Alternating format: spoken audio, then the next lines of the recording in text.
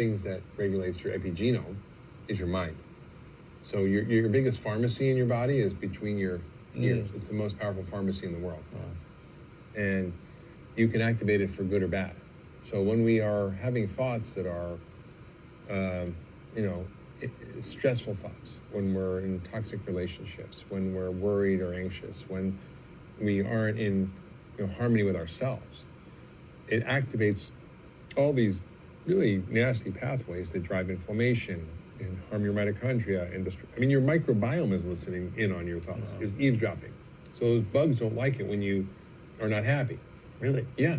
What is the process of that, from an idea, a thought, into the mitochondria?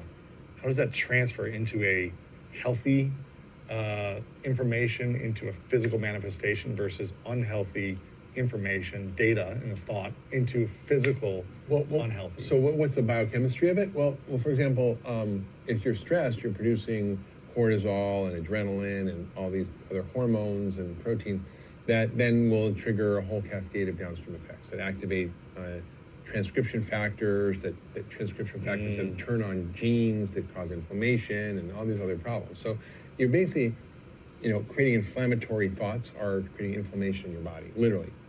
And isn't that crazy?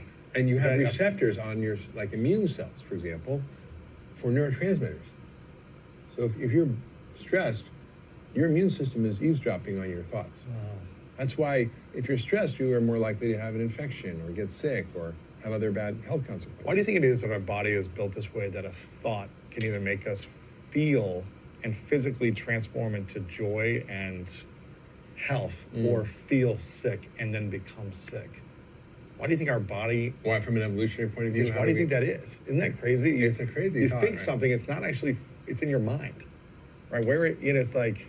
And then it transfers into your body. Well, I think I don't know, Lewis, but I think, we have a built-in stress response system, which we needed. Like if we were getting chased by a saber-toothed tiger, well, we need to get on the move. Right. And we need to run, jack up our cortisol and pump our blood sugar up and get our blood pressure up and get our heart rate up and flood our body with glucose and just all this stuff that needs to survive. Yeah, it's like the story, like how someone's sees their kid under a car and can lift up a car. Like, why can that happen, right? Because we have the system built in to deal with acute stress. That's a good thing. The problem is we have a society and a life that drives chronic, unmitigated, unrelenting stress. So unless you are very clear about how to discharge that stress, because we can't avoid it, right? But how do you discharge it? How do you not react? And how do you have a different perception of relationship to what's happening to you? Yeah.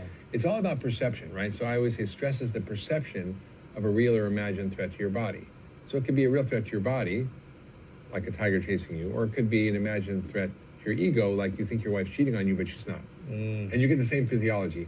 Or you can have the same input. Let's say you're James Bond, and I put a gun to your head versus Woody Allen.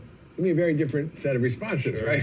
Same input, very different response. So that's the beauty of our minds, is we have the power over our thoughts. Remember Viktor Frankl, who wrote Man's Search for Meaning, he said, between stimulus and response, there's a pause. And in that pause lies a choice.